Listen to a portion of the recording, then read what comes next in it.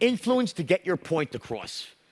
I invented the straight line system because I found myself in a very unique situation. Elliot was one of the few people that was very, very intelligent, but I was employing these very young kids, not very sophisticated, right? Average IQ. If any of you are here, I don't mean you, okay? I'm speaking in broad terms, okay? The average IQ of my original guys was like Forrest Gump on 3 hits of acid, okay? If any of you here, I didn't mean it. It's just a joke, right? Okay. They weren't the sharpest tools in the shed. And here's the thing. They weren't the Ivy League diplomas, right? There was no members of the Lucky Sperm Club, right? My guys were the downtrodden, the forgotten sons and daughters of Long Island and Queens that had never been told by their parents that they were capable of greatness or deserved greatness. And any greatness that they naturally had in them had been beaten or conditioned out of them since the day they were born. When they walked into my boardroom at 18, 19 years old, they'd been conditioned to survive, not to thrive. It started with their parents, then their own school teachers, their friends, the media. They'd been told they were average and no more. And then came something which came as the great equalizer, which was the straight line system. I invented it because I came up with an idea to start selling $5 stocks to the richest 1% of Americans. All right, not pennies, it's $5 to the richest 1%, and my guys couldn't do it. I had to come up with a new way of selling. Let me just go through this really, really quickly, okay? Because we're out of time here, right? So what happens, I have to come up with this new way of selling, and for 30 days, I was trying the old way. They couldn't do it. They couldn't close sales. Meanwhile, I was closing sales. Danny was closing, my junior partner, Danny. Elliot hadn't even gotten to the firm yet, right? So I had this conundrum. I'm like, wait a second. I'm closing rich people. Danny, my junior partner, great natural-born salesman, closing rich people. Yet my 12 guys, they can't close a fucking door. I'm like, what is going? We're calling the same leads, right? Listen to this shit, right? We're calling the same stack of leads. I wrote the same script, right?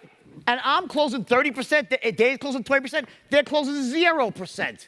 Zero. After a few weeks of this, the brokers wanted to go back to selling penny stocks, right? I was like, fuck that. I knew there was money in this, right?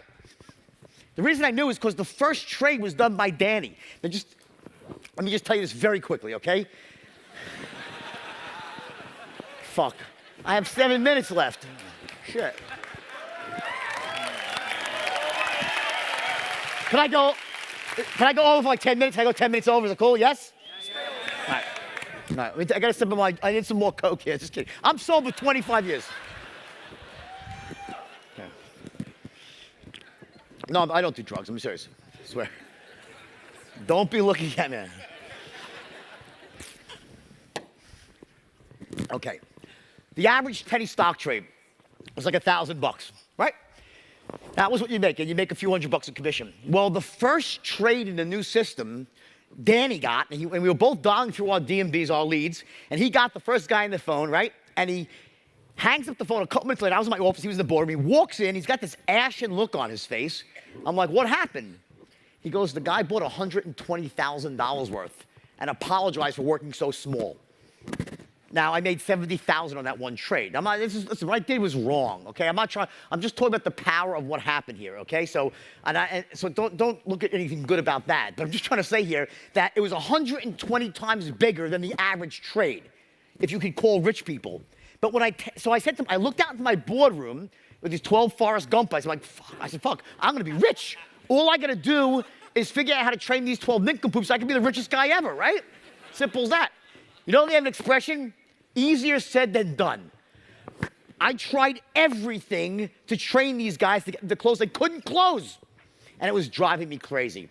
Finally, after 30 days of trying every sales system out there, they were at their wits' end. They wanted to go back to selling penny stocks. I didn't want to go there, right? I knew there was such an opportunity. So we called one of these nighttime marathon sessions. I did 3 hours at nighttime. I'd come back and just train these guys in all the stuff I was using before the straight line. So I knew it was make or break, and I was so angry that night. I remember being so angry, right? I came back, and I looked at, there was like 13 guys in the boardroom. I said, all right, guys, tell me, what the fuck is so hard about this? I just don't understand. Why you can't, I'm doing it, Danny's doing it. Why is it so hard? This is before you got here, Ellie, as you came a little bit later, right? You were at Bear Stearns at the time. They're doing fucking great now. Another story, okay? You were at Bear Stearns at the time, right? Anyway, point being, so I'm not alone, okay? Point being, okay, is that I said, what is so hard about this? Tell me, because we're not leaving until we get to the bottom. Dead silence. I was like, come on, tell me. Someone goes, there's too many objections. Someone goes, yeah, thousands of objections. There's thousands of objections. I'm like, thousands? Yeah, they keep hitting us with objections. It's impossible. I said, okay, great. There's thousands. Great, let's write them all fucking down right now, because we're not leaving. Go ahead, list them. Silence. Someone goes, they want to think about it. I said, great, they want to think about it. I wrote, think about it. Come on, keep going. What's next? Want to talk to their wife. What's next? Bad time of year. What's next? Got to talk to my partner. What's next? My local broker, right? Not liquor, blah. And on and fucking on they went. And on they went. And on they went. And it kept going and going and going until they were finally done. And the board was filled. And there was 14 fucking objections. That was it. Not thousands. 14. And of those 14, half of them were duplicate variations of two. One is, it's a bad time of year. It's Christmas time. It's back to school time. It's tax time. It's fucking Groundhog's Day, right? Next one, I gotta speak to my wife, my partner, my lawyer, the fucking butcher, the baker, the candlesman, the tooth fairy, right? Same shit. There was like 7 objections. And in that moment, I looked into the room and I got so angry and something just came over me. It was really weird. And all of a sudden, it hit me. I said, don't you guys get it? I'm like, every sale is the same. They're like, what? I said, every sale is the same. I said, watch. And then something just occurred. I said, it's a straight line. And it just popped in my head. And for the first time, I drew this long, thin, straight line across the board and put an X on either end. I said, this is your open, this is your close. And every once in a while, back when you were selling penny stocks at least, every once in a while you get one of these perfect, we call them lay down sales, where for everything you say and everything you do and everything that you question, it's as if the client's prospect is almost pre-sold. Yes, machines. And when you ask for it, they say, yes, let's do it. That's like your perfect straight line sale, a lay down sale. Now, as salesmen, or salespeople, it's gender neutral for me, okay? And I don't distinguish, right?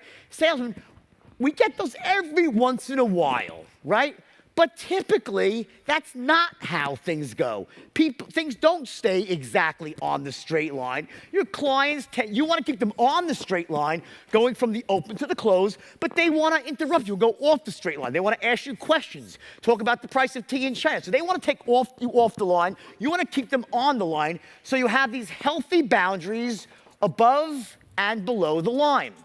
When you're inside these boundaries, you're called what's in control of the sale. You're in control. Outside of the boundaries, you're out of control. They're in control. You talk about, up here, you're flying off to Pluto over here. You're in Pluto here. You're Uranus down here, right? Not a good place to be. You're anus, for most of us at least, right? I don't judge, okay?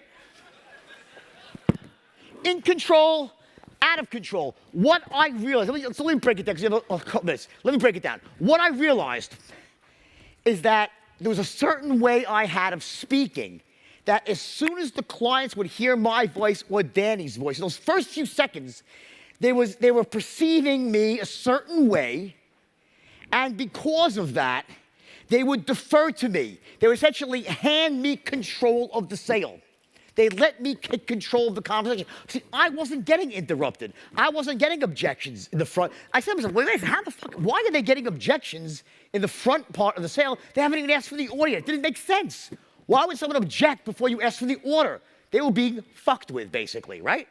By smart, wealthy CEOs, some of the toughest people in the world. They were being fucked with because they weren't being perceived in the right way. And here's what I said to them, which is true to this very day. I said, and I'll tell you why, because I actually got disproved a little bit. I said, guys, you have 4 seconds, whether it's over the phone, in person, even less, you got 4 seconds to establish 3 crucial things in the mind of your prospect, and if you don't do this, you are done. Let me tell you what those 3 things are. In those first 4 seconds, they must perceive you as being, number 1, sharp as a tack. Sharp, on the ball, sharp as a tack. Number 2, enthusiastic as hell. You're enthusiastic. You love what you have, right? And number 3, an expert in your field. An expert in your field. Sharp as a tack, enthusiastic as hell, an expert in your field. Those 3 things must come across in the first 4 seconds of a conversation, or else you're done. Now, as I said, I was disproven wrong many years later. This is true. You could Google it. Harvard University did a study on this exact thing, on first impressions in a business setting. And you know what they found out? It's 5 seconds. I'm fucking sorry, okay? It's not 4. And here's what else they found out, which shocks me to this very day. That if you make, you can look it up, if you make a negative impression, first 4 or 5 seconds, they say, it takes you 7 subsequent meetings to reverse that impression. I don't know about you. Who gets 7 fucking chances, right? You got 1 and you're done. Here's what was happening. My guys were young. They were inexperienced. They didn't sound like experts. We have been conditioned since we're yay big by our parents.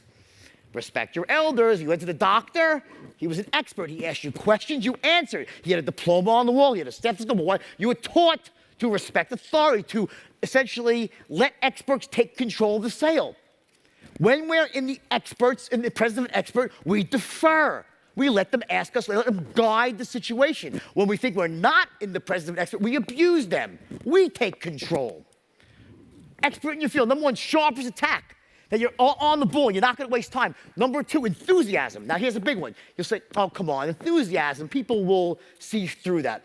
I'm not talking about that, oh my God, like my fucking proctors, like that bullshit enthusiasm. That's bullshit. That's repulsive too. I'm talking about what's called bottled enthusiasm. It's a tone of voice that's below the surface. It's a way of speaking where it's almost inside of you, seething like a volcano, ready to erupt, but you don't erupt because you're in control, you're an expert. It's a way of speaking that when people hear like, wow, that he must have pretty good because he's here, she's really excited about this. It comes across and it cannot be denied. Sharp as a tack, enthusiastic as hell, an expert in your field. And what that chunks up to, what it really means, is that in the prospect's mind, they say, this is a person worth listening to. That's what they say. Because, at a higher level still, they can help me achieve my goals. They can help me get what I want, what I need. People don't listen to you so you can get what you want. They want to get what they want. They have outcomes, problems, pain they're trying to solve. That's why people listen. And when they believe, and here's the word, believe, whether you're an expert or not, it's a different story. But when they believe that you're an expert and that you're sharp and that you're believing what you're doing, you're enthusiastic, they can't help but want to listen. What that does, it allows you to take control of the conversation, and that is the first step of the straight line. You must take control of the conversation, and then the second step is not so you can then go talk. Well, now that's all I'm doing now because I'm trying to teach you, right? But that's not what the straight line's about. It's so you can start asking questions, smart questions.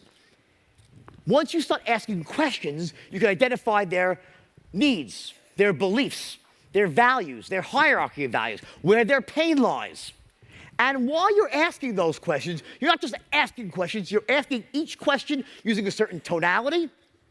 So you don't say, so how long have you been in trouble for? They'll say, fuck you, right? So versus, so how long have you been having this problem for? There's certain empathy. Now, I don't have time to teach you the actual, I just don't, I wish I did, but there's certain tonalities that you apply to the questions, and then when they answer, you don't just sit there like a fucking robot. It's like, ooh, yep, yeah, got it. Now, we call that active listening, meaning that when someone is speaking to you, if it's in person, you're using body language and tonality, those little grunts and groans that you make, ahas, yups, that is how you build rapport with someone. It's by asking smart questions, and then when they answer, it's like, ooh, yup, ooh, yeah. And because here's what rapport comes down to, 2 things. Number 1, that they think that he or she cares. They care about me. They're not just here to make a sale. They actually are looking out for my best interest. That's number 1. And number 2, they're like me, and so there's a likability. There's somehow, I don't mean like them like if they like fishing, you like, don't play that stupid game. Oh, you like fishing? Oh my God, I like fishing. People see through that shit, okay? I'm talking about you see the world, that you're on the same page with them. This is how rapport is built. If there's one thing that you can do so effective with so little training, once you just know how, is that you can ask prepared questions for your industry, whatever it might be, and ask them in a certain way and listen in a certain way, that by the time that you're done with your last question and you say to them, well, Jim, Jill, based on what you just said to me, this product is a perfect fit for you. Let me tell you why. They're like, go ahead.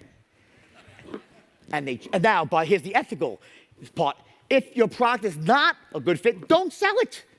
Don't just sell for the sake of making a commission. I made that mistake. I had to start over again. So don't use it for that. The system is powerful enough. You can only sell to those you can help. So eliminate the ones out of the pipeline who your product is not right for. Then you ask those questions, get to who you can help. Say, based on what you've said to me, this is a perfect fit for you. Let me tell you why.